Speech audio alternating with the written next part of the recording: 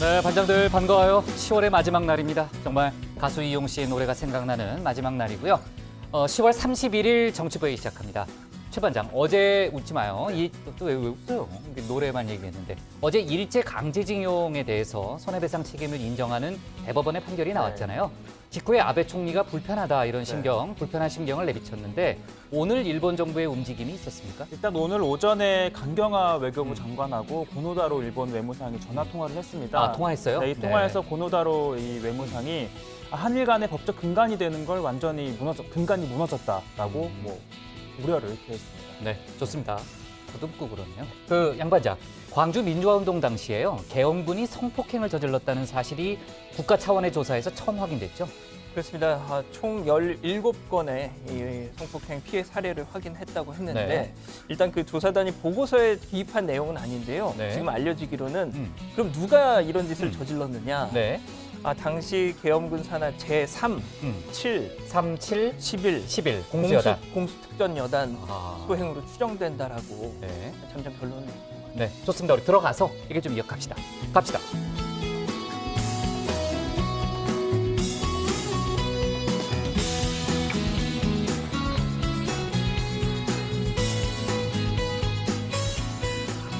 네, 한장들 자리에 앉았으면 정치부회를 시작하죠. 북한이 풍계리 핵실험장에서 외부 참관단을 맞을 준비를 하고 있다고 국정원이 밝혔습니다. 오늘 국정원에 대한 국정감사가 진행이 됐는데 거기서 보고된 내용입니다. 현재 북한의 핵과 미사일 관련 시설을 정밀 추적하고 있다 이런 입장을 밝혔고요. 외부 참관단의 풍계리 방문은 반장들도 기억하겠지만 폼페이오 미 국무장관의 4차 방북 때 북한과 미국이 합의한 그런 사안이죠. 그리고 이제 폼페이오 장관 얘기가 나왔으니까 폼페이오 장관과 북한의 카운터파트, 아무래도 이제 김영철 노동당 부위원장이 될 가능성이 높은데 북미 간의 고위급 회담이 다음 달 9일, 그러니까 11월 6일에 미국 중간선거가 있고요. 그 직후에 뉴욕에서 열릴 가능성이 높다는 전망이 나오고 있습니다. 제가 그 얘기를 좀 더 나중에 해보고요. 자, 오후에 들어온 속보인데 정부가 11월 6일부터 내년 1월 말까지 석 달간 1,453개 공공기관을 대상으로 채용 비리 의혹이 없는지 전수조사를 벌이기로 했습니다. 이번 국정감사에서 서울교통공사 친인척 채용 비리 의혹이 뜨거운 쟁점이었잖아요. 그 차원에서 최근 5년간의 채용 전반에 대해서 강도 높은 실태조사를 벌이겠다는 입장이 발표가 됐고요. 또 국민권익위원회와 기재부, 행안부가 참여하는 추진단을 상시기구로 발족을 시켜가지고요. 매년 정기조사를 벌이기로 했습니다. 앞으로 관련해서 속보가 더 쏟아져 나오겠네요. 그리고 주택담보대출뿐 아니고요. 신용대출, 자동차 할부금 같은 모든 대출을 옥죄는 조금 이제 어려운 용어로 DSR이라고 하는데요. 총체적 상환 능력 비율 규제가 오늘부터 본격적으로 시작됐습니다. 그 얘기를 들어보니까요. 오늘 은행에 아침부터 대출 문의 전화가 이어지고요. 창구에서 대출을 받으러 왔다가 받지 못하고 돌아가는 고객들이 상당히 많았다고 하네요. 그 많은 언론 보도를 보면은 날씨도 추워졌는데 대출 한파가 시작됐다 이런 표현을 쓰던데 9.13 부동산 대책에다가 DSR 규제까지 오늘 시작이 됐기 때문에 앞으로 상당 기간은 대출을 받기가 쉽지 않을 것 같다 그런 얘기가 나오고 있습니다. 오늘 정치부 회의는요. 먼저 최 반장 발제를 들어보면서 대법원 강제징용 판결 후폭풍과 사법농단 의혹 수사 속보부터 짚어보고요. 한미 전시작전권 협의와 외교안보 이슈를 이어서 다루겠습니다. 계엄군 성폭행 관련 조사 결과와 오늘 정치권 상황도 짚어봅니다. 그럼 먼저 최종혁 반장의 발제부터 시작하겠습니다.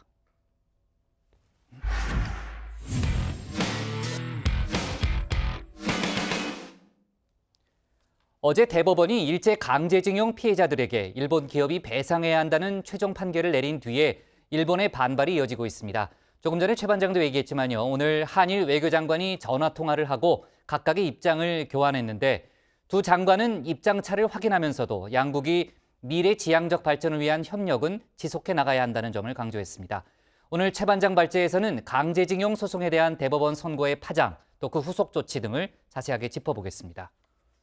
자, 먼저 이번 소송의 핵심 쟁점이죠. 1965년 한일 청구권 협정으로 피해자 개개인의 손해배상 청구권이 소멸됐느냐에 대한 대법관들의 판단은 11대 2로 압도적이었습니다.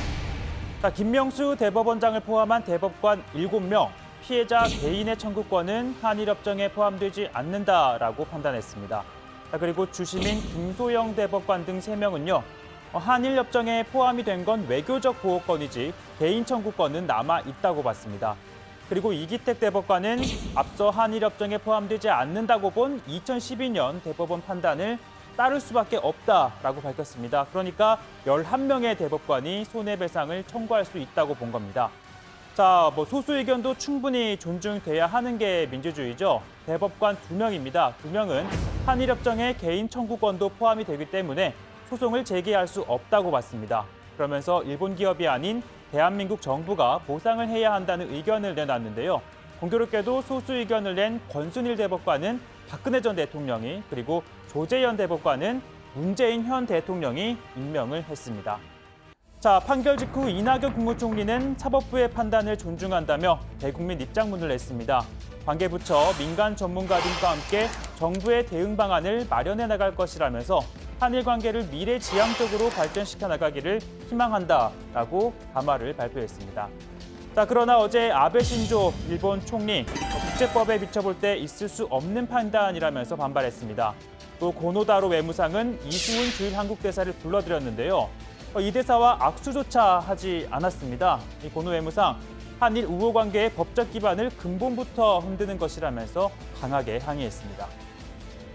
完全かつ最終的に終わらせている日韓請求権協定に明らかに違反をし、そればかりか日本企業に不当な不利益を負わせ、 일본 정부의 그 입장을 잘 들었고요. 또 한국 정부의 입장을 잘 설명했습니다. 자, 이렇게 주일 한국 대사가 일본 정부에 초치가 된 건 2012년 8월 신각수 대사 이후 6년 만인데요. 당시 대한민국 대통령으로서 처음으로 이명박 전 대통령이 이렇게 독도를 방문하자 이에 대한 항의 차원이었습니다. 자, 그리고 오늘 오전에는요, 한일 외교장관이 전화 통화를 했습니다. 강경화 장관, 한국 정부는 사법부 판단을 존중하고 면밀한 검토를 토대로 여러 요소를 고려해 대응 방안을 마련해 나갈 예정이라고 했고요. 일본 언론 보도에 따르면 고노 외무상, 한일 간 법적 기반이 근본적으로 손상이 됐다는 점을 무겁게 보고 있다라고 우려를 표했다고 합니다. 다만 외교부 관계자에 따르면요, 강경화 장관이 어제 일본 반응이 강경했는데 오늘은 일본 측 용어와 어조가 누그러졌다며 두 나라가 미래지향적인 관계로 나아갈 수 있도록 서로 노력하자는 말로 통화를 끝냈다고 전했습니다. 자, 그렇다면 이 이춘식 할아버지 등 피해자들은 배상금 1억 원을 받을 수가 있을까요?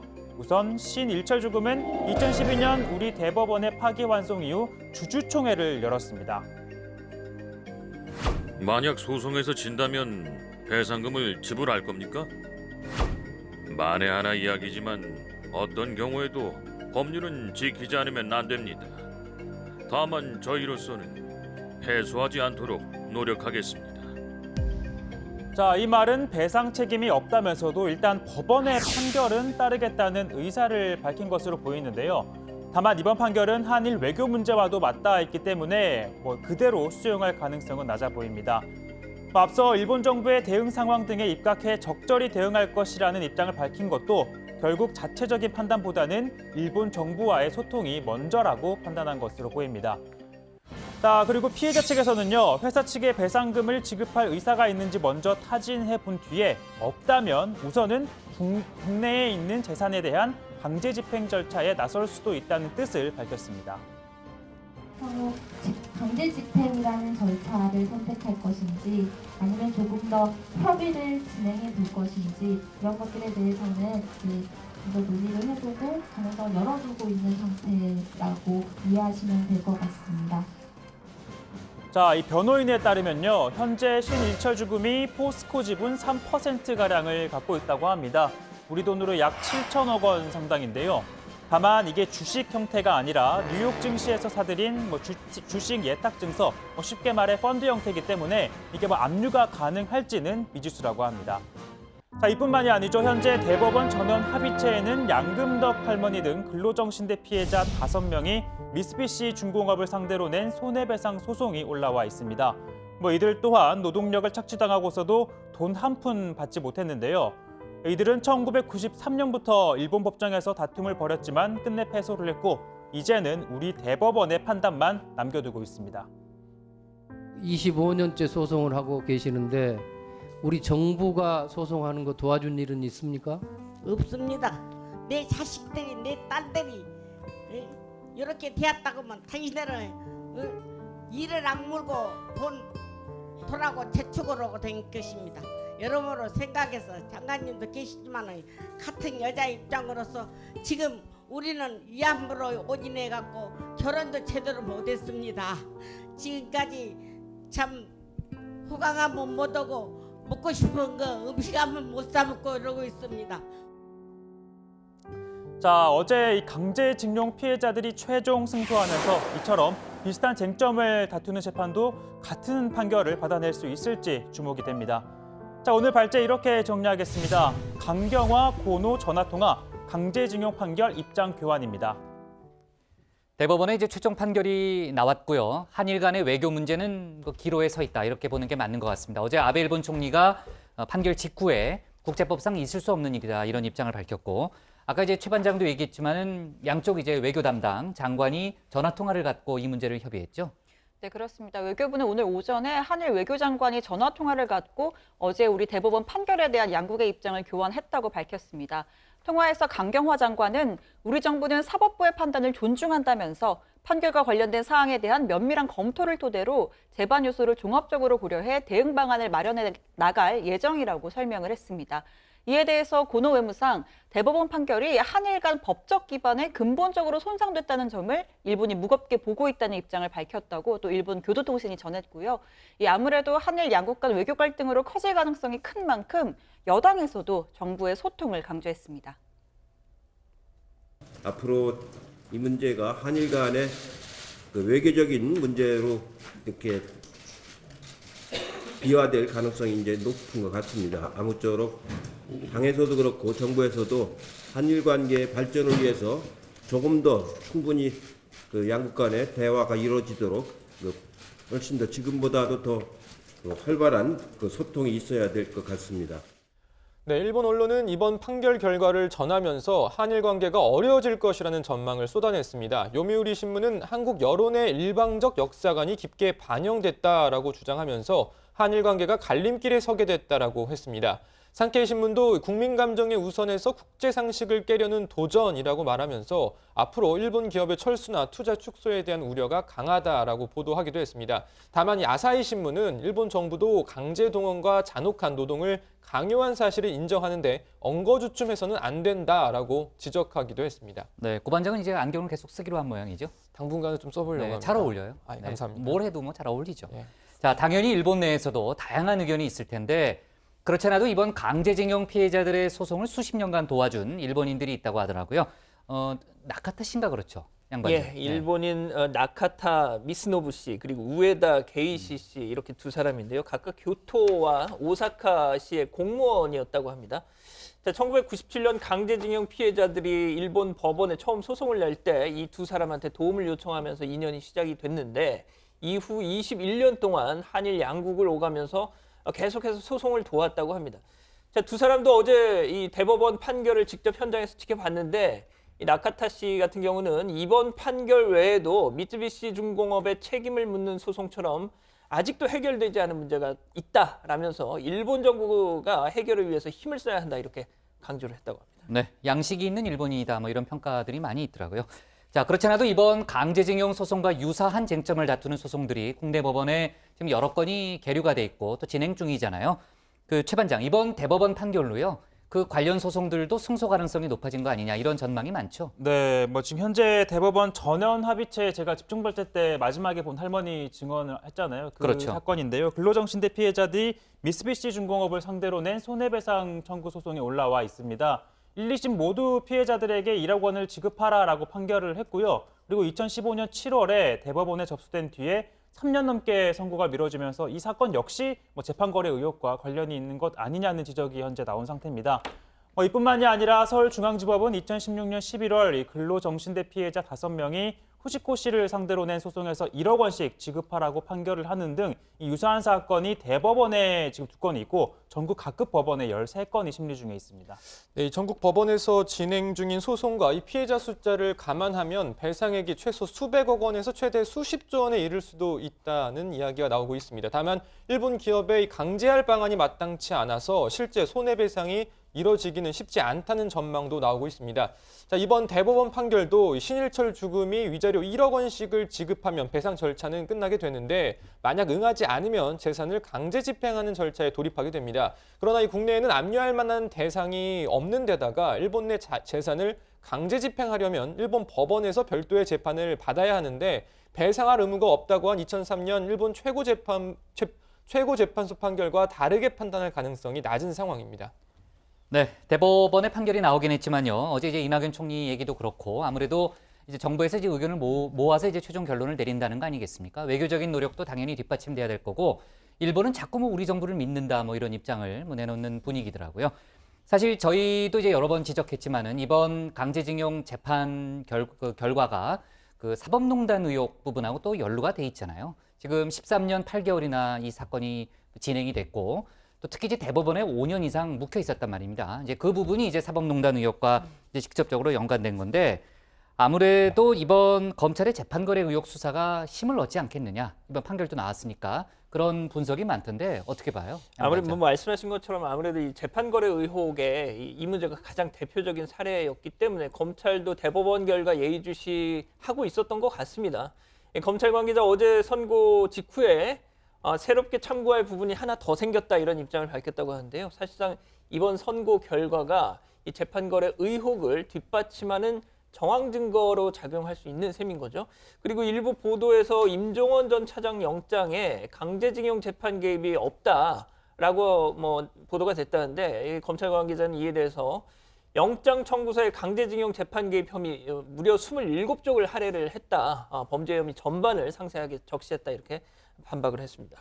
네, 특히 검찰은 양승태 사법부가 일본과의 외교 관계를 우려하는 박근혜 전 대통령의 뜻에 따라서 강제징용 소송에 대한 2012년 대법원 선고를 뒤집으려 했다는 증거, 진술 확보했다고 합니다.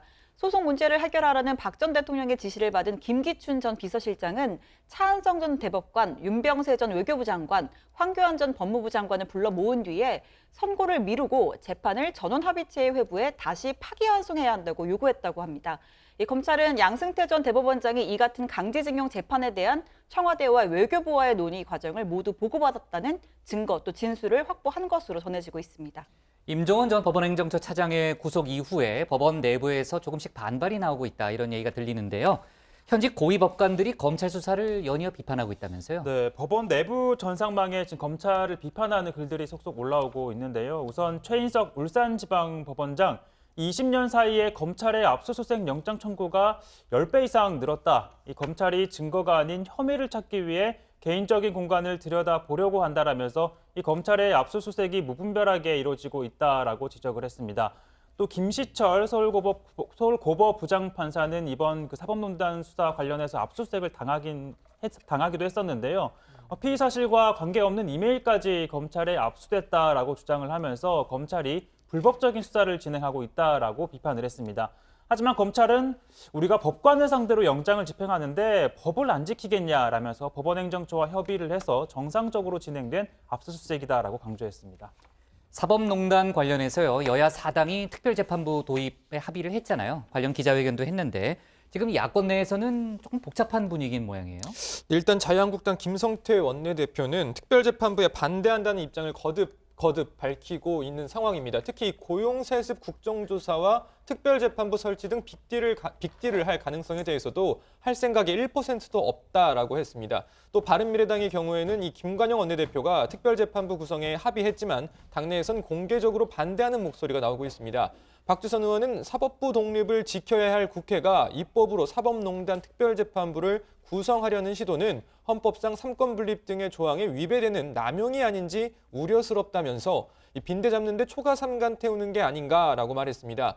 다만 이 심도 있는 논의를 통해서 당론이 도출되면 따를 용의가 있다라면서 여지를 남기기도 했습니다. 지금 민주당에서는요. 지금 얘기한 특별재판부뿐 아니고 사법농단에 연루된 현직 판사들에 대해서 탄핵까지 추진하겠다는 그런 강경한 입장이잖아요. 관련해서 정치권 논의 사항을 저희가 체크를 해봐야 되겠네요. 자, 오늘 기사 제목은 이렇게 잡겠습니다. 한일 외교장관 통화 강제징용 판결 입장 교환으로 잡겠습니다. 다음은 신혜원 반장의 발제를 들어보겠습니다.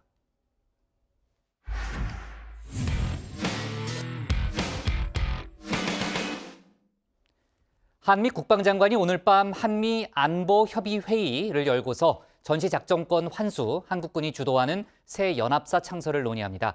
이런 가운데 최근 미국 정부가 국내 은행에 경제적 제재, 그러니까 세컨더리 보이콧을 행할 거란 풍문이 돌았는데요. 정부는 사실무근이라며 엄정한 대응 방침을 밝혔습니다. 오늘 청와대 발제에서는 외교안보 이슈를 자세하게 살펴보겠습니다. 네, 한미 안보협의회의 SCM은 양국 국방장관이 참여하는 국방 안보 분야의 최고위급 협의체입니다. 매년 서울과 워싱턴에서 번갈아 열리는데요. 올해는 바로 워싱턴에서 JTBC 이상복입니다. 네, 복부장이 사랑하는 워싱턴에서 열립니다. 우리 시간 밤 9시 45분 정경두 매티스 두 국방장관이 펜타곤에서 만남을 갖고 공동 기자회견도 열 계획입니다.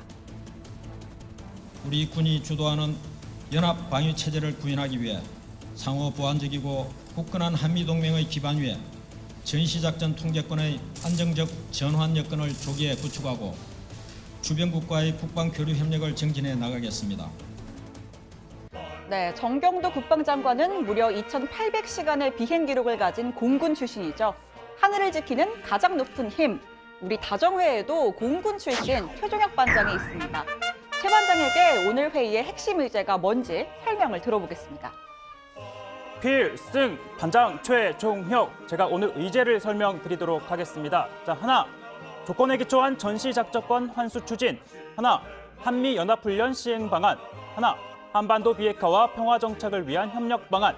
그리고 저 발제하는 인물은 신반장이 확실합니다. 필승. 네, 참 시키면 다 해주는 아주 쓸모있는 훌륭한 선배입니다.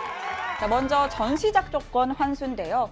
정권이 바뀔 때마다 전작권 전환 시기가 미뤄진 탓에 문재인 정부는 가급적 임기 내 완료를 목표로 하고 있습니다. 특히 한미는 전작권 환수 이후 한국군 주도의 연합 지휘구조 편성 방안에 합의할 것으로 전해졌는데요. 지금의 한미연합사와 유사한 형태의 신연합사를 창설하는데 기존과는 반대로 한국군 대장이 사령관을, 미군 대장이 부사령관을 맡는 방안입니다. 전작권 전환 이후 주한미군이 철수할 거라든가 한미연합사가 해체될 수도 있다는 우려를 확실하게 정리하는 내용입니다. 자, 한편 오늘 12월 예정된 한미 공군연합훈련 비질런트 에이스의 유예 및 대체 방안도 논의할 걸로 보입니다. 남북 군사합의에 따라 오는 11월 1일부터 휴전선 동부 40km, 서부 20km 이내에 군용기 진입이 불가능하기 때문에 비행금지선 아래에서 훈련을 하고 주일 미군은 빼고 주한 미공군과 한국공군만 참여하는 방안이 유력합니다. 자, 국방뿐 아니라 외교 파트에서도 협의가 한창입니다. 스티브 비건 대북정책 특별대표가 방한한 가운데 미 국무부는 보다 원활한 소통을 위해 실무협의체를 설치할 예정이라고 밝혔습니다. 한미 정부는 북한 비핵화를 위한 노력과 제재 이행, 유엔 제재를 준수하는 남북 협력 등에 대한 긴밀한 조율을 위해 새로운 워킹그룹을 만들기로 합의했습니다. 비건 대표가 이 조치를 이끌게 될 겁니다. 네, 비건 대표는 이틀간 임종석, 강경화, 도명균, 정의용 등 이른바 빅4를 연쇄 회동했습니다. 오늘 전해지기론 청와대 윤건영 상황실장도 만났다고 하죠. 남북 경협만 빠른 속도로 치고 나가는 데 대한 불만을 토로하기 위한 것 아니냐라는 분석이 나왔는데요. 외교부는 비건 대표가 11월 9일까지 남북 경협 중단을 요청했다는 보도에 대해서 사실이 아니라고 부인했습니다. 자, 최근 증권가를 휩쓴 지라시가 있습니다. 미 재무부가 북한 송금과 연관된 국내 은행 한 곳에 경제적 제재, 즉 세컨더리 보이콧을 추진하고 있다. 때문에 외국인 투자자가 주식을 매도하고 있고 증시는 더욱 휘청할 것이라는 내용입니다. 청와대와 금융당국 모두 사실무근이라면서 강력 대응 시사했습니다. 한마디로 가짜뉴스라는 건데요. 금융위는 은행들에게 문의한 결과 사실이 아님을 확인했다면서 유포 과정을 즉각 조사해 위법 행위가 적발될 시 엄중 제재할 계획이라고 밝혔습니다. 시장 질서 교란 행위는 자본시장법 위반에 해당할 소지가 있다고도 덧붙였습니다. 자, 오늘 또 한 신문에선 트럼프 대통령의 딸 이방카 백악관 선임 고문이 이달 말 방한하려던 일정을 돌연 취소했다라는 보도가 나왔습니다. 비핵화 협상이 교착 상태에 빠지고 한미 간 이견이 노출된 상황에서 잘못된 신호를 줄 수 있다는 판단을 했을 것이라는 분석도 덧붙였습니다. 하지만 이 역시 사실과는 거리가 있는데요. 청와대 고위 관계자는 당초 문 대통령 부부와 강경화 외교부 장관을 만날 계획이었던 것으로 안다면서 이방카의 개인 일정 때문에 취소가 된 것이라고 설명했습니다. 자, 아시다시피 11월 6일 트럼프 대통령의 정치 생명이 걸린 중간 선거가 있죠. 맞딸이자 최측근 참모인 이방카가 자리를 비울 수는 없을 겁니다. 청와대는 새로운 방한 일정을 조율 중이라고 설명했습니다. Good morning, Ivanka. Any last message for South Korea people? It was a wonderful first visit and just exciting and beautiful, and I look forward to returning very soon. Did you have a meeting with? 네, 오늘 청와대 발자 이렇게 정리하겠습니다. 한미 오늘 밤 펜타곤에서 전작권 환수 논의입니다. 신 반장이 최 반장을 자주 활용하네요. 우리 최 반장이 가끔 좀 무리수를 둬서 그렇지 아는 것도 많고요. 아주 적극적이에요. 네, 기둥입니다, 기둥. 정치부에. 사실 저는 뭐 그냥 만만해서 자주 활용을 하고 있습니다. 네, 신반장이 시키면 다 해야죠. 다 해야죠. 신반장이 시키면 다 해야 돼요. 네. 자, 그나저나 미국 재무부가 국내은행에 세컨더리 보이콧을 할 거라는 그런 그 루머도 받았거든요. 그 안보 불안을 부추기는 이제 그런 내용이기도 하지만은 사실 지금 주식시장이 상당히 불안정하잖아요. 거기에도 큰 영향을 미칠 수 있는 사안 아니겠습니까? 네, 그렇습니다. 미 재무부가 이미 10월 10일 관련 내용을 한국 내 은행들에게 전달했다. 어느 은행이 제재 대상이 될지는 아무도 모른다 등등등 확인되지 않은 내용이 포함되어 있었습니다. 실제로 지난 10월 국감 과정에서 미국 재무부가 대북 사업 모니터링 일환으로 국내 은행 7곳과 화성전화 회의를 한 사실이 드러나면서 이 소문이 더 부풀려졌습니다. 네, 금융당국 공식적으로 사실 무근이다라는 입장을 냈는데요. 금융위는 이와 같이 근거 없는 허위 사실이나 풍문을 유포하는 행위는 자본시장법상 금지되어 있는 시장질서 교란 행위에 해당할 소지가 있다면서 유포 과정을 즉각 조사해 위법 행위가 적발될 시 엄중 제재할 계획이라고 밝혔습니다. 청와대 김의겸 대변인은 아예 공식 답변을 할 가치가 없는 내용이다라는 입장을 내놨습니다. 네, 이방카 선임 고문 방한 취소 보도도 그렇고 하여튼 여러 가지가 좀 확인되지 않은 그런 보도들이 좀 나오고 있는 상황이네요. 자, 남북 경협에 대해서 한미 간 이견이 있다 이런 분석 워싱턴에서도 부분적으로 나오긴 했어요. 근데 비건 대표가 이례적으로 임종석 청와대 비서실장부터 만났다든지 또 기업과 직접 접촉을 했다든지 이런 부분이 이제 보도가 되면서 여러 가지 논란을 부추긴 측면이 있는데 청와대에 설명이 나온 게 있어요, 양 반장? 오늘 아침에도 한 언론 보도가 있었거든요. 비슷한 주한 미국 대사관이 지난달 북한을 방문했던 삼성, LG 이런 국내 4대 기업을 비롯해서 이 대북 사업을 진행하고 있는 산림청 직접 접촉을 했다. 이런 보도가 나왔습니다. 청와대 관계자를 인용해서 미 대사관이 직접 기업과 산림청에 전화를 걸어서 이 협력 사업 추진 상황을 파악했다라는 보도였는데. 생각해 보십시오. 정부나 외교부를 통하지 않고 미국 대사관이 민간 기업과 직접 다이렉트로 접촉한 건 상당히 이례적이지 않습니까? 때문에 이 현 정부의 어떤 경협 과속을 우려해서 미국의 경고 메시지가 그렇게 전달된 거 아니냐 이런 분석이 나왔던 거죠. 일단 이 청와대 관계자는 미 대사관이 기업과 직접 접촉한 사실 자체는 인정을 했습니다. 하지만 김의겸 대변인 설명을 들어보면요. 정부 입장에서는 이례적인 경우 아니냐라는 질문에 언급하는 게 적절치 않아 보인다라고 즉답을 피했습니다.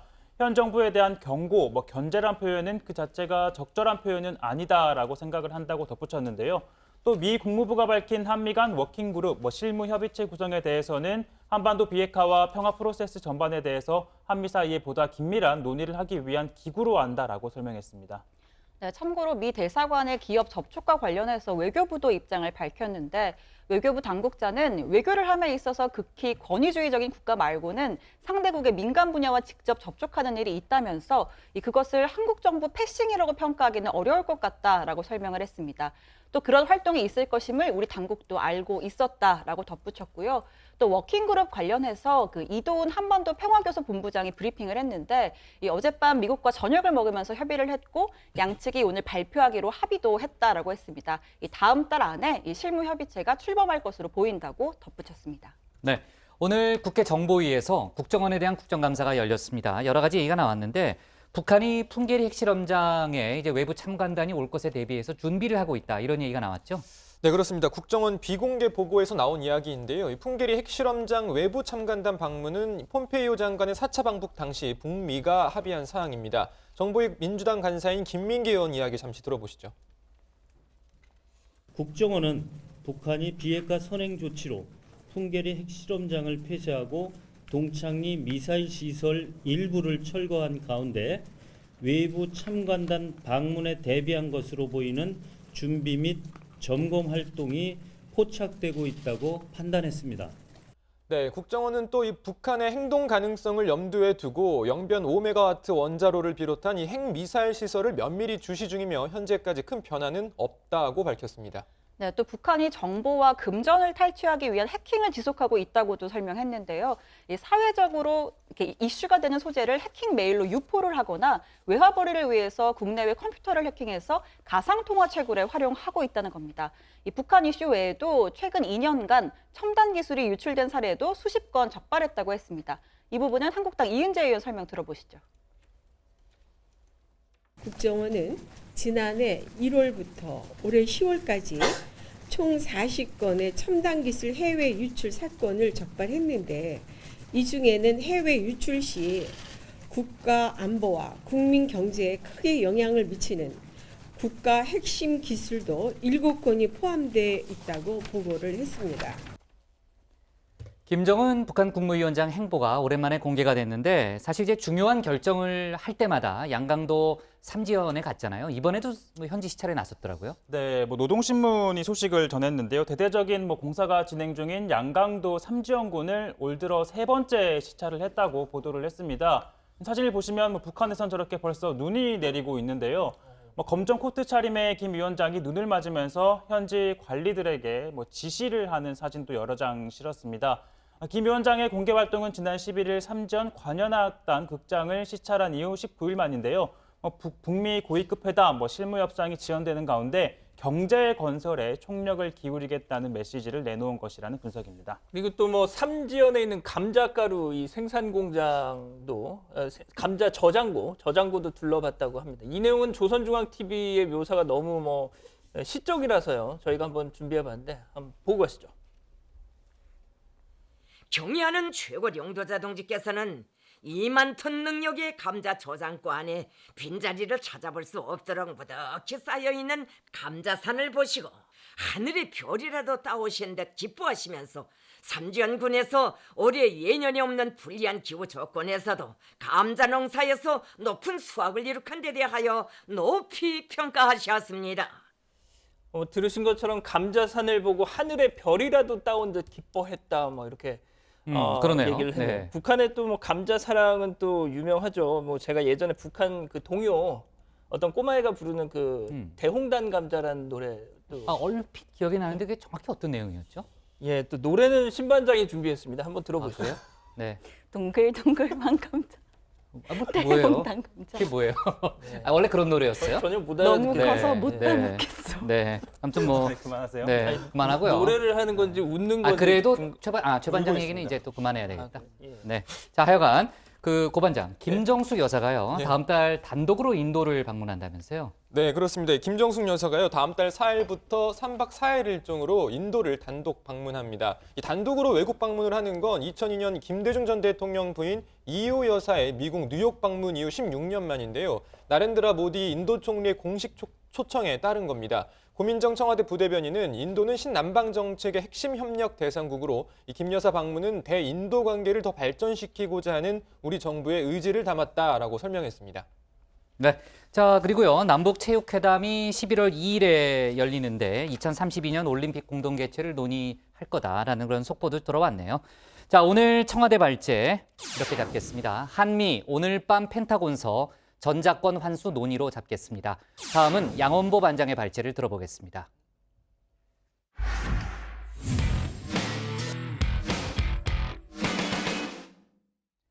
광주 민주화운동 당시 계엄군이 다수의 여성들에게 성범죄를 저질렀다는 사실을 정부가 처음으로 공식 확인했습니다.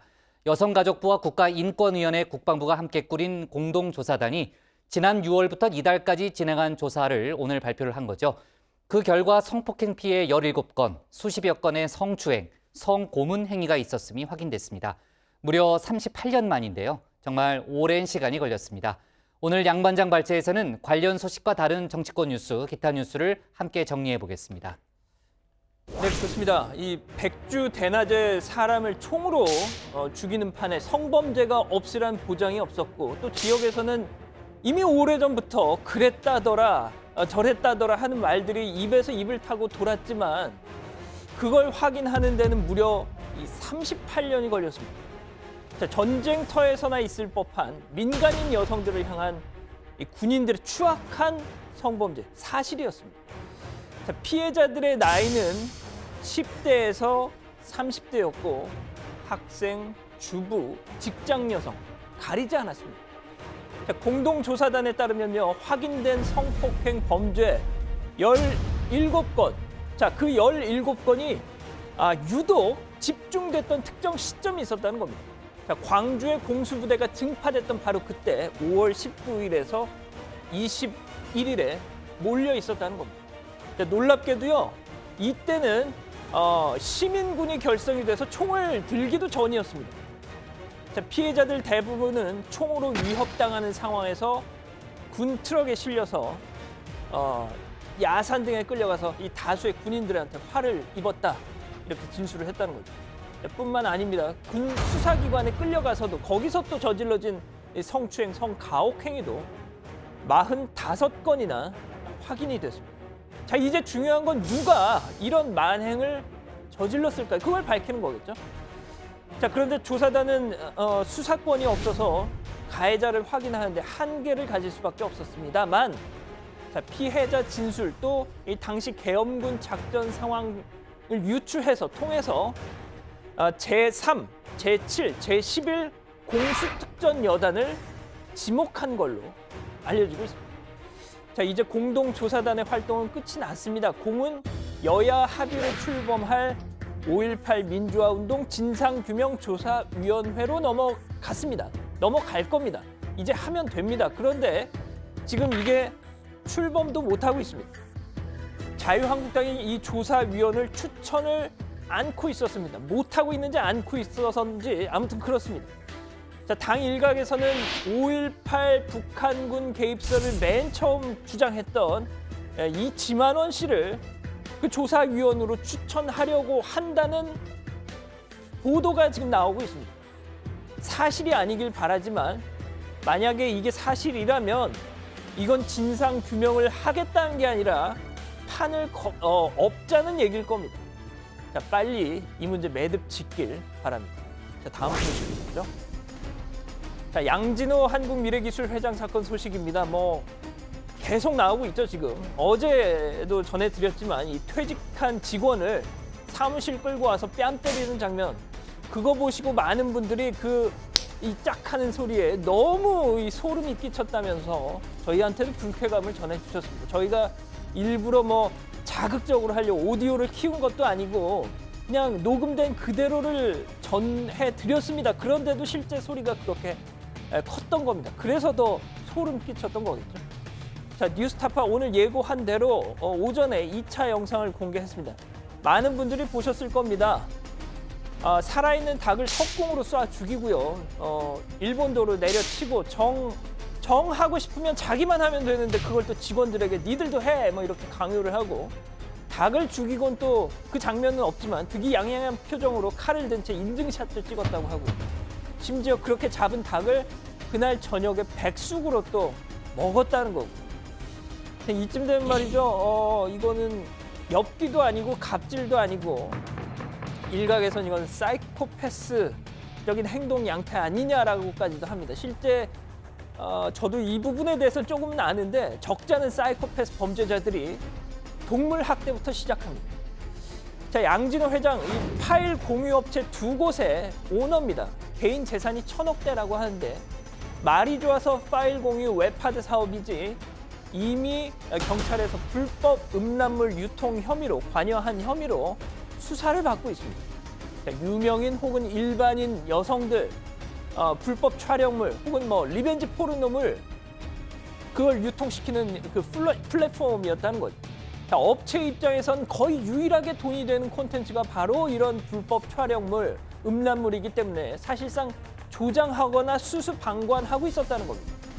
자, 직원을 폭행하고 산 닭을 활로, 칼로 죽이는 잔혹 행위를 일삼은 이 양진호 회장, 정말 황당하게도 한국의 일론 머스크를 꿈꿨던 기업인이었다는 겁니다. 자, 파일 공유업을 통해서 이 번 돈을 이족 보행 로봇을 만드는데 쏟아 부었다는 거죠. 자, 양 씨가 회장을 맡고 있는 한국 미래 기업이란 바로 이 회사가 로봇 제작 회사라는 겁니다. 자, 양 회장이 만든 메소드2, 지금 보시는 저 로봇입니다. 영화 에일리언, 아바타에서나 봤던 조종석에 사람이 앉아서 사람 몸짓대로 그대로 움직이는 로봇, 바로 그거죠.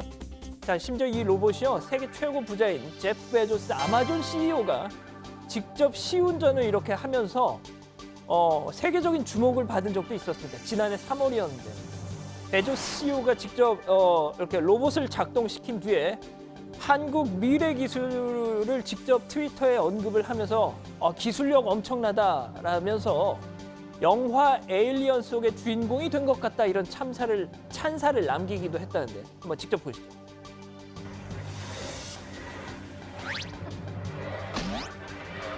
Why am I feeling so much like Sigourney Weaver?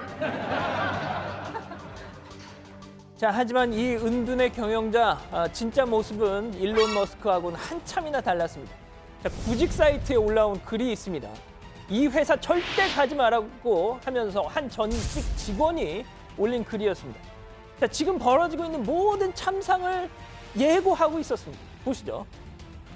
도대체 어떤 회사가 사원이 회사에 안 좋은 얘기 좀 했다고 그거 쓸까봐 IP 추적까지 할까? 자, 경영진한테 바라는 점은 딱 한 가지다. 그냥 망해라 라고 말이죠. 자, 아직 반의 반도 제가 다 전해드리지 못했습니다. 들어가서 더 얘기하죠. 오늘은 여기까지입니다.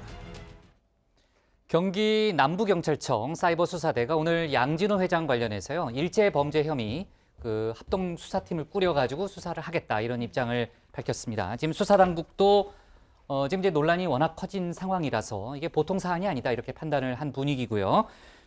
오늘 이제 예고대로 2차 동영상이 공개가 됐는데 정말 솔직히 못 보겠더라고요. 그러니까 양진호 회장의 정체가 뭐냐, 이런 얘기들을 많이 하더라고요. 그러니까 살아있는 닭을 일본도로 내리치는 장면, 뉴스타파 측에서도 일부 편집을 해서 보도를 했고요.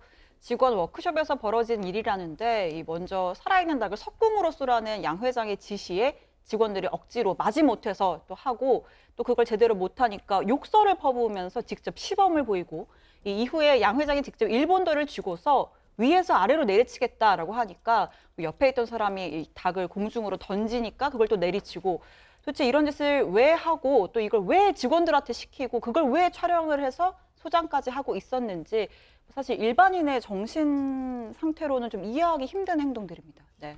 전직 임직원들이 회사에 대해서 평가를 남긴 글들을 보니까요, 술, 담배를 잘해야 승진이 빠르다. 한마디로 군대다, 이런 평가들을 내놓더라고요. 네, 실제로 그런 걸 뒷받침하는 증언들도 있고 사진도 공개가 됐는데요. 양 회장이 이 임직원들에게 이런 지시를 합니다. 빨간색, 노란색, 파란색, 초록색, 저렇게 온갖 색으로 머리 염색을 강요를 했다는 겁니다. 일단 자신부터 초록색으로 염색을 한 뒤에 너는 무슨 색으로 해라, 이렇게 지정을 했다는 건데요. 당연히 직원들은 회장이 시키니까 어쩔 수 없이 나이 50이 넘은 임원들도 저렇게 형형색색 염색을 했다는 겁니다. 본인은 좋아서 했는지는 몰라도 얼마나 창피하겠습니까? 저렇게 다닌다는 게. 심지어는 또 이 순대를 먹다가 이 순대 간 색깔이 마음에 드네, 그러더니 직원에게 순대 간색으로 염색을 하라고 시켰다고도 합니다. 네, 정말 저 초록색 염색은 어디죠? 노라조. 조빈 씨 말고는 본 적 기억이 없어요. 저 어떻게 하고 다녔을까요? 네. 네, 지금 이게 또 회식 자리에서의 횡포도 나왔습니다. 강압적인 음주 문화, 또 술자리에서 화장실 금지 원칙이 있었다는 겁니다. 직원들은 술 먹는 도중에 화장실에 가고 싶으면 5만 원 또는 10만 원씩 내고 가야 했다는 거죠. 자, 또 토할 때까지 술을 강제로 먹이고 토할 때도 화장실이 아닌 술자리에서 토하게 했다고 합니다. 테이블 밑에 양동이를 갖다 놓게 해서 바로 그 자리에서 해결하게 한 다음 또 계속 술을 먹이고, 그리고 또 이 엄연한 금연 빌딩인 사무실에서 양 회장을 비롯한 임직원들이 저렇게 아무 데서나 담배를 피워대는 걸로도 악명이 높았다고 합니다. 네, 지금 이제 계속해서 증언과 보도가 나오는 내용들을 보면은 회의 중에 직원들을 향해서 비비탄을 쏘게 했다, 뭐 이런 내용도 있고, 상추를 제대로 못 씻는다고 해고를 당했다, 뭐 이런 내용도 있는데, 정말 상상 이상이에요. 네. 그러니까요. 지금 그 양 회장 사건을 보도하고 있는 뉴스타파에 따르면 그 양 회장이 1,000억대 재산을 갖고 있고요. 그 자택에 지금 보시는 저런 5억 원대 람보르기니, 또 6억 원대 롤스로이스 차가 주차가 돼 있고, 본인이 타고 있는 장면 방금 나갔네요. 자, 물론 고급차 갖고 있다는 게 문제일 수는 없죠. 다만 그런 부를 갖게 된 그 원천이 뭐냐? 바로 아까 제가 발제 때도 잠깐만 언급을 했지만, 불법 동영상, 특히 포르노 동영상이나 불법 촬영 영상 유통에 따른 수익이라는 그 업계, 그리고 수사 당국의 지적인 거죠. 당장 정치권에서조차 여성들의 눈물을 팔아서 배를 채운 악덕 기업이다, 악덕 기업주다, 이런 비판이 나오고 있습니다. 네, 그러니까 저는 야동을 안 보지만 쉽게 말하면 그 파일 공유 업체들, 웹하드 업체들이 성범죄 그 영상, 그 확산의 플랫폼 역할을 하고 그걸 이용해서 또 막대한 수익을 올린다는 거잖아요. 네, 경찰 당국에 따르면 불법 음란물의 경우 판매 수익에 따라서 그 파일을 올리는 업로더와 웹하드 업체가 보통 3대 7로 수익을 나눈다고 합니다. 웹하드가 7인 거죠. 그러니까 플랫폼만 제공하는데도요. 업계 1위인 위디스크는 연평균 25%의 영업이익률을 기록한다고 하는데, 이건 네이버와 동일한 수익률입니다. 또 역시 양 회장의 실질적인 오너로 알려져 있는 업계 2위 파일놀이 역시 50%대의 영업이익률을 보인다는 거죠. 이 수익이 대부분 불법 동영상 유통에서 비롯된다는 게 수사 당국의 판단입니다. 근데 수사기관에서요, 그런 불법 영상물을 그대로 둡니까? 단속을 안 합니까, 최반장? 당연히 수사를 합니다. 그래서 경찰 측에서 업로더에 대한 신상 정보를 달라고 웹하드 업체 측에 요청을 하면 그 신상 정보를 제공을 해야 하는데, 문제는 이 제대로 제공을 하지 않는다는 겁니다. 업체 입장에서는 그 해외 업로더들이 돈을 벌어다 주는 귀한 몸이기 때문인데, 조금 전 신반장 설명처럼 이익의 3대 7에 해당하는 비율을 가질 정도니까 말이죠.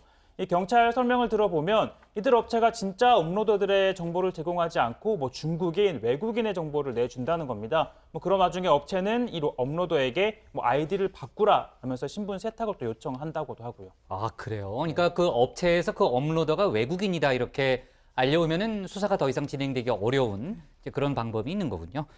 자, 경찰이 본격 수사 방침을 밝혔으니까 앞으로 이제 속보를 더 챙겨보고요. 추가 영상도 공개가 됩니까, 고반장? 네, 뉴스타파는 내일 3차 예고도 했습니다. 앞서 얘기한 대로 이들 업체의 수익 모델과 관련이 있는 내용인데요. 유명인과 관련된 동영상을 업체를 통해서 유통하려고 했다는 증언을 확보했다고 합니다. 자, 어쨌든 양 회장은 계속 침묵을 지키고 있습니다. 모든 언론사와 접촉을 일절하지 않고 있는데, 맨 처음 취재했던 이 뉴스타파의 인터뷰 요청에 아이들을 보호하고 싶은 아빠의 마음을 공감해달라라면서 거절을 했다고 하더라고요. 아빠의 마음, 참 마음이 좀 그랬습니다.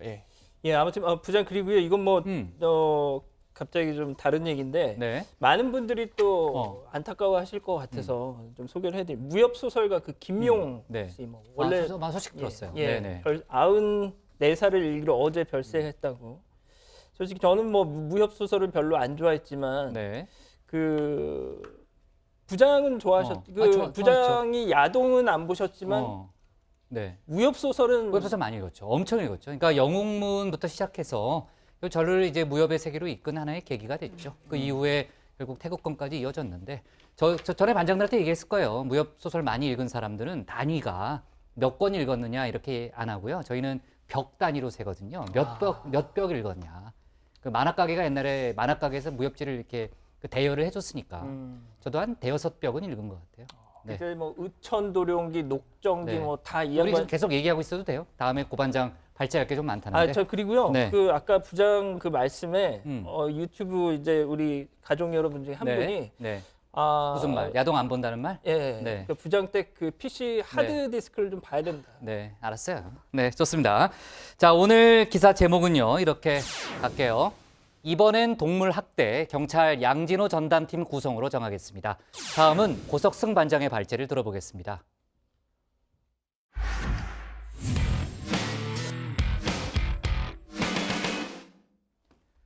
문재인 대통령의 내년도 예산안 국회 시정연설이 하루 앞으로 다가왔습니다. 문 대통령은 내일 연설에서 일자리 문제 해결 등을 위한 정부의 노력을 설명하고 판문점 선언 비준 동의안 통과 등 여야의 초당적인 협조를 요청할 걸로 보입니다.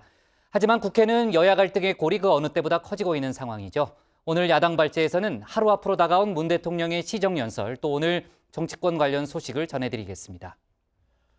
네, 문재인 대통령이 내일 국회를 찾습니다. 내년도 예산안 설명을 위한 시정연설을 위해서입니다. 문 대통령 벌써 3번째 국회 연설입니다. 취임 직후였던 지난해 6월 추가 경정예산안 설명을 위한 시정연설을 하고 11월에는 2018년도 본예산 시정연설을 한 바 있습니다. 저도 깜빡 잊고 있었는데 그 당시에 제가 그 소식을 전해드렸더라고요. 일자리 창출 예산을 비롯해서 이 새 정부가 추진하고자 하는 다양한 개혁 정책들을 뒷받침하기 위한 예산안 그리고 법안 처리를 설명하고 또 이 통과를 당부하는 그런 자리가 될 것으로 보입니다. 네, 여야 의원들에게 북핵 문제에 따른 초당적인 협력을 당부할 그런 예정도 있는 거고요. 네, 그렇습니다. 안보 이슈, 특히 북핵 문제가 현재 우리나라가 직면한 최대 이슈 중에 하나이기 때문에 아무래도 이 부분 언급을 할 것 같습니다. 이 한반도 문제에 있어서의 평화적 해결을 다시 한번 강조하면서 이 여야의 초당적 협력을 당부할 것으로 예상이 됩니다. 네, 저 때는 저도 좀 신토토 못지않은 통찰력이 있었던 것 같은데 다 어디로 갔는지 모르겠습니다. 자, 아무튼 이번에도 예측을 한번 해보죠. 자, 문 대통령의 내일 시정연설 핵심 키워드 한번 꼽아봤습니다. 자, 먼저 일자리입니다. 앞서 보신 것처럼 일자리는 지난해 연설에서도 핵심 키워드였죠. 공공 부문이 고용 창출을 선도하고 국민들에게 필요한 서비스를 제대로 제공할 수 있도록 했습니다. 민간 부분에서도 좋은 일자리가 많이 만들어지도록 지원하겠습니다.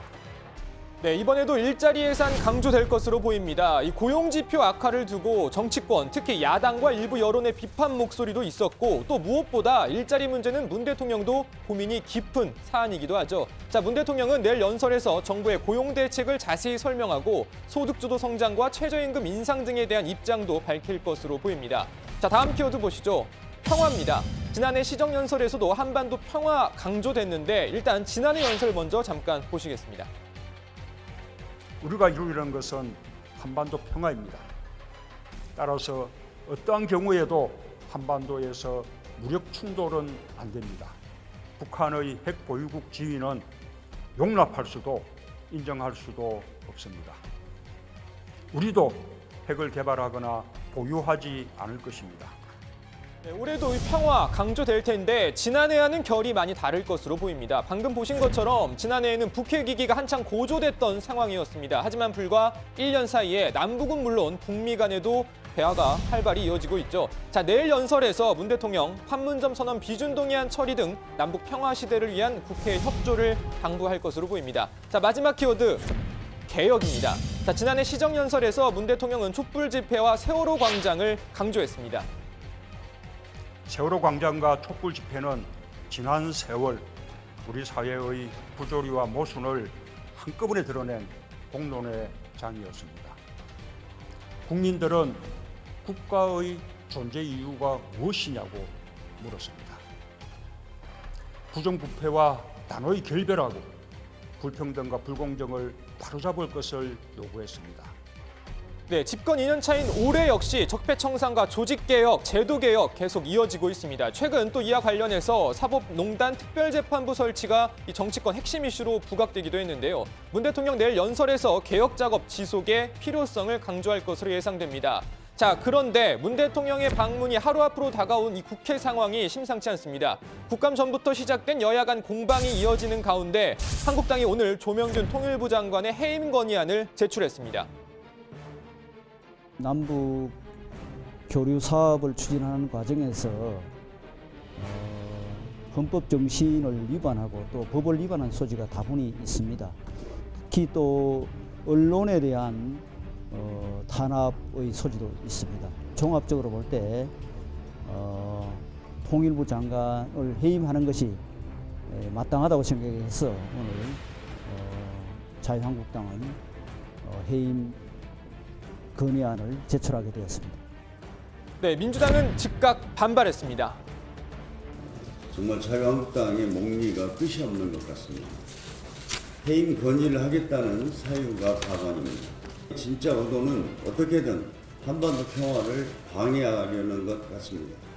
지난 1년간 국가와 민족을 위해 중대한 문제에 대해 무조건 반대만 해왔습니다. 태클도 지나치면 퇴장을 당합니다. 자, 연일 말씀드리는 거지만 여야 현안 산적한 상황입니다. 당장 내일부터 시작되는 예산안 심사만 해도 470조 원이나 되는 내년도 국가 살림들 들여다보는 일입니다. 꼼꼼하게 살펴보고 여야 간의 타협과 조율을 통해 통과시켜야 합니다. 자, 그뿐만이 아닙니다. 조명래 환경부 장관 후보자에 대한 인사청문 보고서 채택 여부, 김상한 대법관 후보자 인사청문회 일정도 빨리 정해야 합니다. 자, 선거제도 개혁을 위한 정개특위도 갈 길이 멉니다. 그 어느 때보다 협치가 필요한 상황인 거죠. 자, 그런데 여야 갈수록 더 멀어지는 느낌입니다.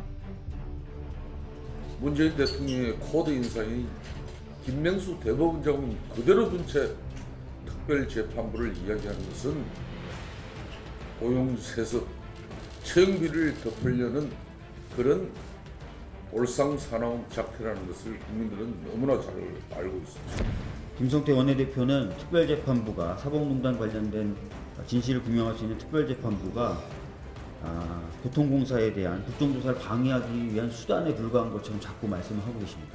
오히려 자유한국당은 이처럼 중차대한 일을 일절히 국정조사의 바터 정도에 불과한 것으로 보고 있는 것 같습니다. 자, 오늘 발제 정리는 영상으로 대신하겠습니다. 제발 이렇게 외쳤던 대로만 해주면 참 좋을 것 같습니다. 영상 보시면서 오늘 발제 마무리합니다. 같이 악용해 주십시오. 하나, 둘, 셋. 하나, 둘, 셋.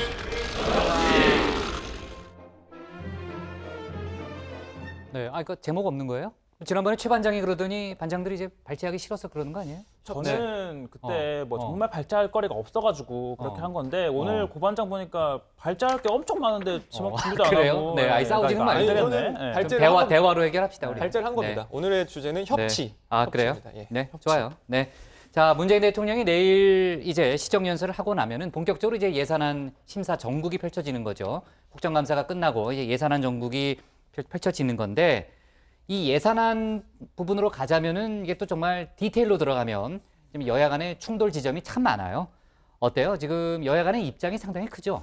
예, 완전 정반대입니다. 민주당은 이번 예산안을 일자리와 평화, 복지가 함께하는 새로운 내일을 위한 발판 이렇게 규정하고 있습니다. 김태년 정책위 의장 어제 예산안의 순조로운 처리를 통해서 정부의 국정 운영을 든든하게 뒷받침하고 경제에도 새로운 활력을 불어넣겠다.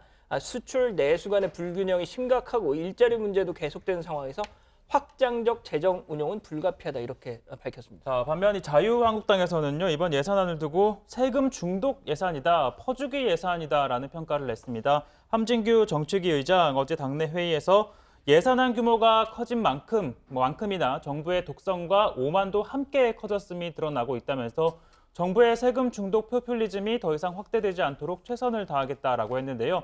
그리고 예산결산특위 한국당 의원들 면면을 보면 보시면요. 장제원, 이은재, 박대출 의원 이번 국정감사에서 아주 큰 활약을 보였던 인물들인데 여야 예산안을 둘러싸고 치열하게 맞붙을 가능성이 커 보입니다. 우리가 흔히 말하는 전투력이 센 그런 의원들이 포진이 돼 있군요. 그렇죠.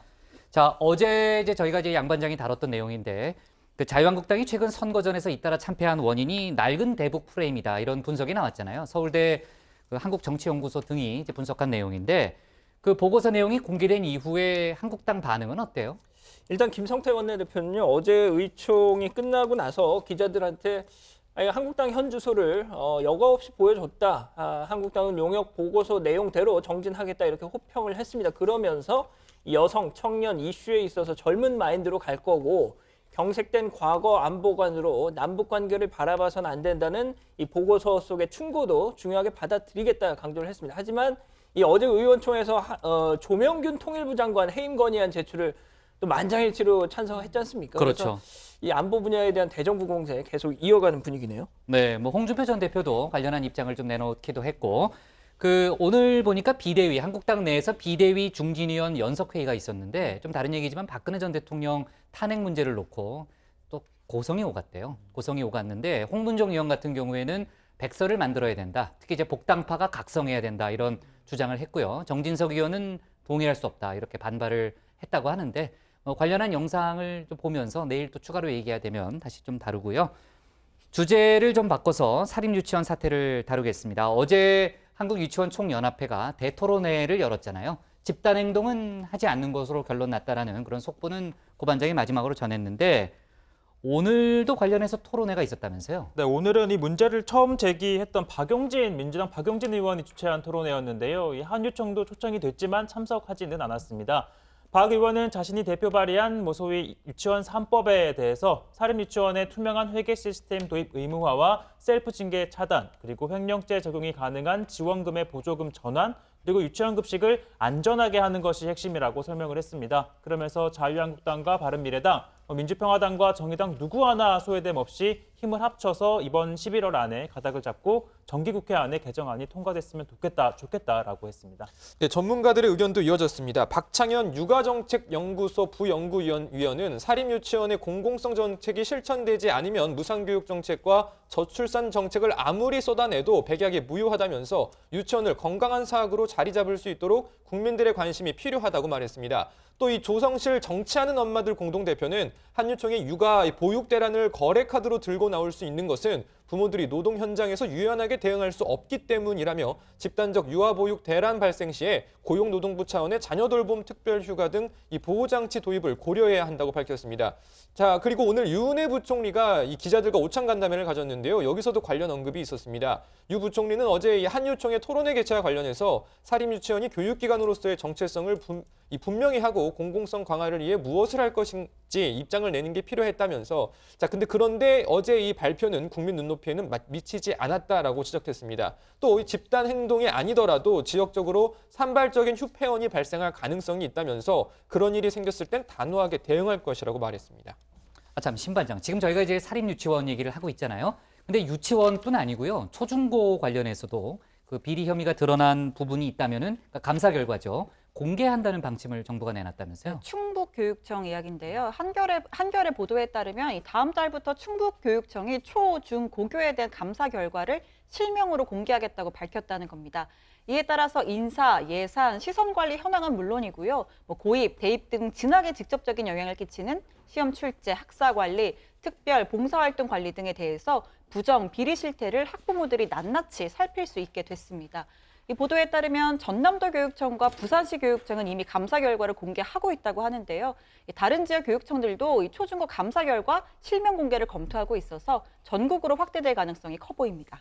네, 유치원 명단 공개를 막아달라면서 MBC를 상대로 낸 한유총 측이 낸 소송이 기각됐다는 그런 속보도 들어왔네요. 자, 오늘 기사 제목은요, 이렇게 정하겠습니다. 문 대통령 내일 국회 예산안 시정연설로 잡겠습니다.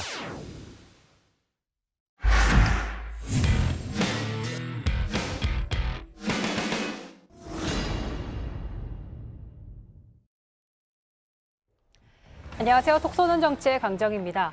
지난 22일에 발생했던 강서구 전처 살인 사건 잘 아실 겁니다.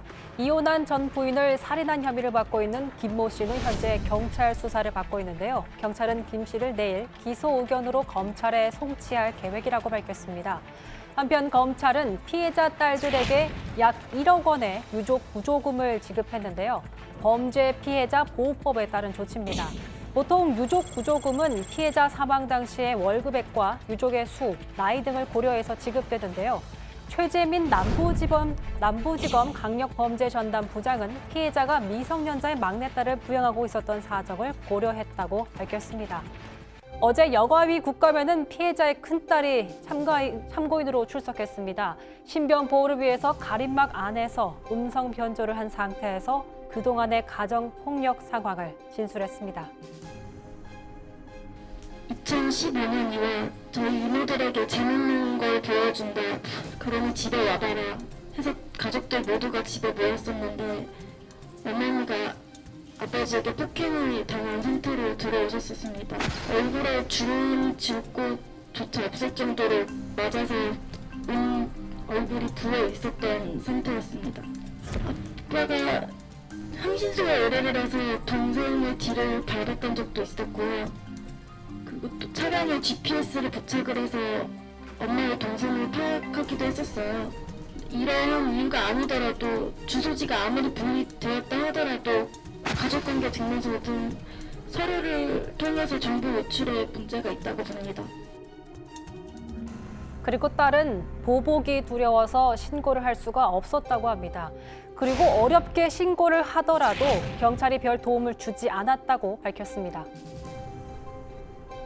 제가 경찰에 신고를 했고 가해자는 겨우 2시간 만에 풀려났어요. 다시 집에 돌아와서 집기들을 던지며 엄마를 데려오라고 저희 가족들을 새벽 밤새 괴롭혔습니다. 보복이 두려워서 혹시 처벌을 하더라도 처벌의 강도가 미미하지 않냐라고 물어봤더니 맞다. 실질적으로 가해를 가하지 않았기 때문에 처벌은 미미할 거다.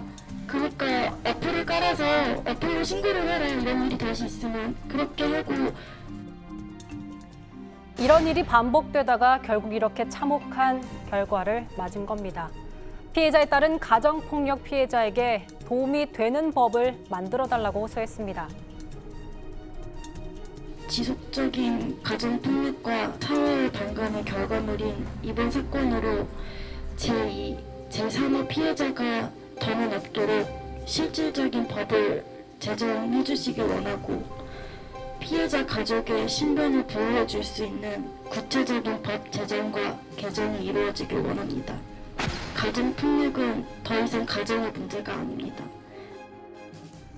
지난 29일 여성단체들은 가정폭력에 대해 정부가 강력하게 대응해야 한다고 촉구했습니다. 사실 가정폭력에 대한 솜방망이 처벌, 논란은 어제 오늘 일이 아닙니다. 경찰청 자료에 따르면 지난해 가정폭력 신고 건수는 약 27만 9천 건, 검거 건수는 약 3만 9천 건으로 13% 정도입니다. 구속은 384명에 불과했습니다. 접근 금지 명령을 위반해도 과태료만 물면 되고 심지어 구속돼도 대부분 상담이나 사회봉사에 그치는 경우가 많습니다. 현재 국회에는 가정폭력범죄 처벌에 대한 특례법 개정안이 여러 건 계류돼 있는데요. 피해자 안전을 확보하고 처벌을 강화하는 내용을 담고 있습니다. 가정폭력은 단순히 가정 안에서 벌어지는 사소한 폭력이 아닙니다. 폭력 행위에 대한 합당한 처벌이 이루어지도록 하루빨리 법과 제도 마련돼야겠습니다.